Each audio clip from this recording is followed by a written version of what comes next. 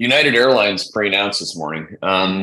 It's like, there's travel to me is in particular into Q2 is like one of the last tough or mountainous comps, same store sales comps, base effects, whatever you want to call it this morning. So I was a little surprised by that. I think the market was too. I think the stock's down like 6 to 8%.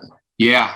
I'm still worried about business travel. I mean, I just can't see, corporations opening up the purse strings for business travel. It just, and our forward-looking indicators suggest that we've been saying this for a while, and it hasn't really been reflected in, at least what the sell side's talking about. But that's probably part of it. But why? I don't think people necessarily, it's not like pent-up demand to travel for leisure. You don't really have that for business transient, and the companies are under pressure. So why are they going to release the purse strings for expensing travel? So I think it's only going to get worse.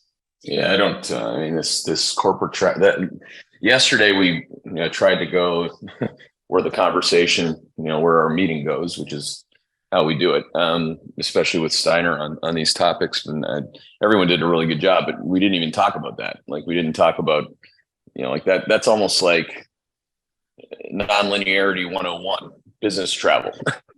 If your prior business was living large on profitlessness, that just changed. Okay. To round that discussion out, right? So that, obviously, not good for airlines, but the hotels are going to be under pressure. That's they're really banking on that business coming back, right? At the same time, they're facing these huge rate increases, right? And don't forget, hotel rates are up so much. I mean, it's crazy how much room rates are up. So that's another nail in the coffin of business travel. How expensive it is just to send an employee out on a business trip. Just to maybe follow on your conversation with Todd earlier and kind of the sort of leisure travel demand. There is one company in my space that's highly levered to kind of this out-of-home entertainment leisure demand that has a really, really tough comp in Q2. And that's Live Nation.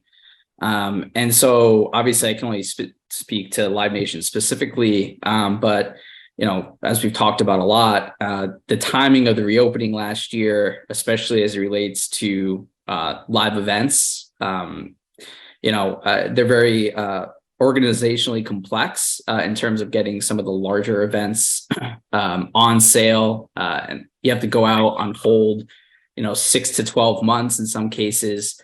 And so seasonally speaking, Q2 and Q3 last year, and Q2 specifically, were highly concentrated, and I think much stronger than kind of what the steady state trend of the business is. So I think you get a double whammy of kind of pod 1, pod 2 slowing for that business specifically, in going into Q2.